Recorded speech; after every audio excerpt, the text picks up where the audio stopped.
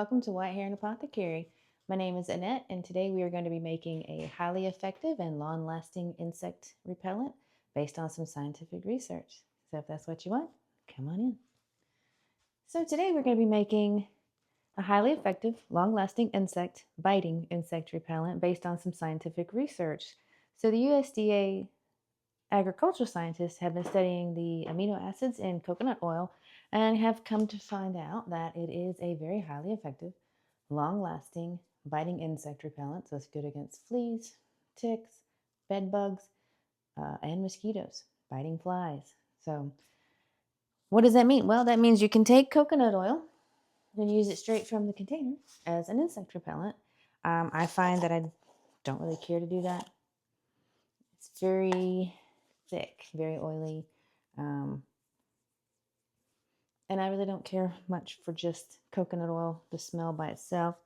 Some people love it.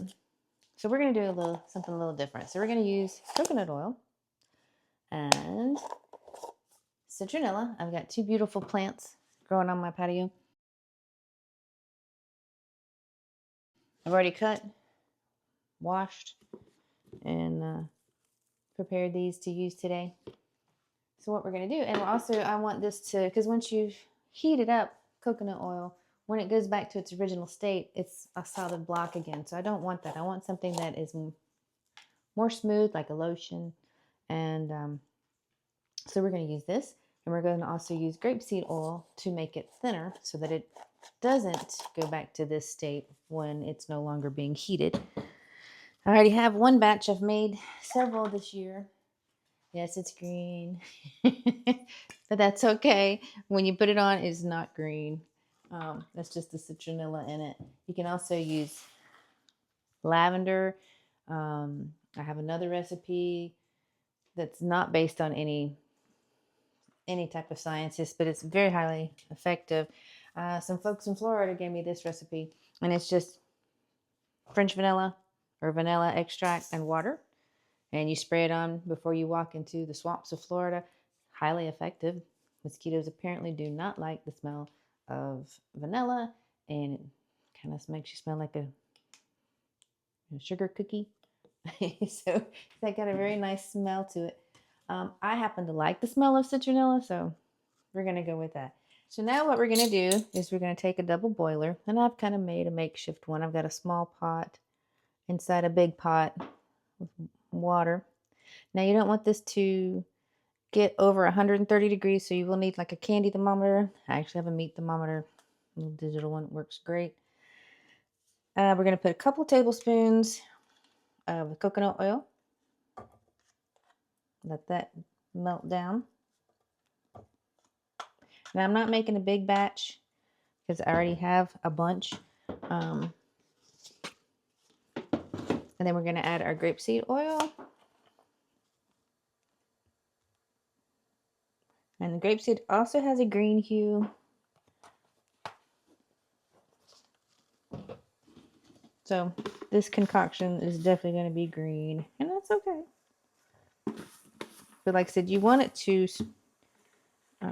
boil, but you don't want it to get over 130 degrees because you don't want to scorch it. Now we just mix that up. Now we let this steep for at least 30 minutes. Longer if you can, but please don't leave your stove unattended. That's how accidents happen, and we don't want that.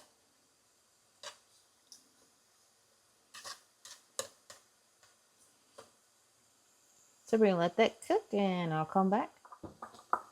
I also meant to say, if you don't like citronella, you can just infuse the coconut oil with some French vanilla, if you like, or you can put some lavender in there. I will link in the description box with all of the herbs that are known to be highly effective at biting insect repellents. So you could do the coconut oil with any of those herbs, or if you don't mind the coconut oil smell, you could just do it by itself with the grapeseed oil. So we're still going to let this go for another 20-30 minutes, so I'll be back. All right, and now that that has finished infusing, I'm going to strain it. And be careful when you're straining. It's hot oil, so use proper safety precautions. I'm using metal and glass. I'm going to let that strain in there. Now, because I've allowed it to be mixed with the grapeseed, it's not going to solidify back into the normal coconut form.